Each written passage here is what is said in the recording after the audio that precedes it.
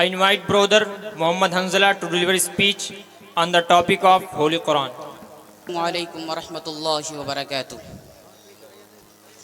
May praise be to Allah, the creator of the world, and peace and blessings be upon his prophet Muhammad sallallahu alaihi wasallam, the head of all messengers, upon his family and all his companions.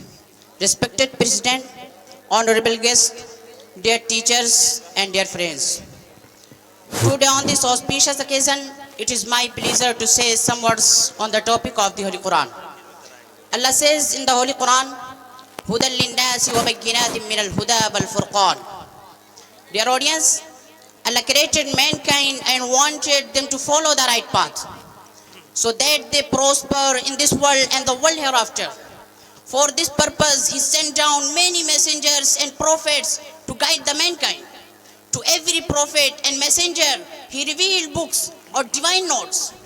The major divine books are four. Torah was revealed to Sayyidina Musa, peace be upon him.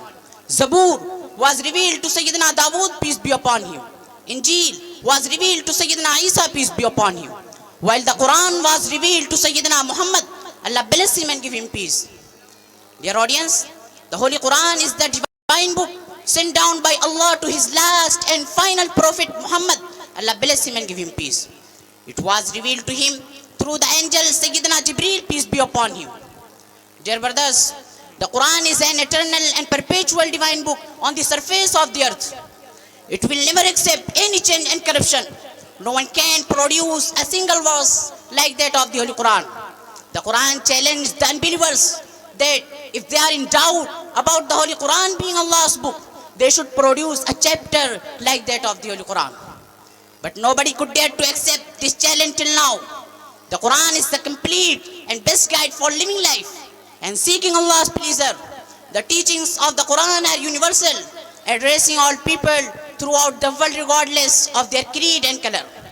The enlightened man should purify his morals, condemn all wrongs, order good deeds, and call for the establishment of justice and fraternity.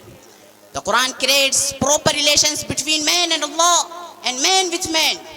It leads man to understand his role in this world, encourages him to think and ponder, and guide him in the usage of natural resources. In short, the Quran provides all the guidance that humanity needs. Without the guidance of the Holy Quran, humanity would still be groping in the darkness of ignorance. May Allah give us tawfiq to read and recite the Holy Quran and act upon it as well. Here I end my speech. बहुत अच्छे माशाअल्लाह, बड़ी खूब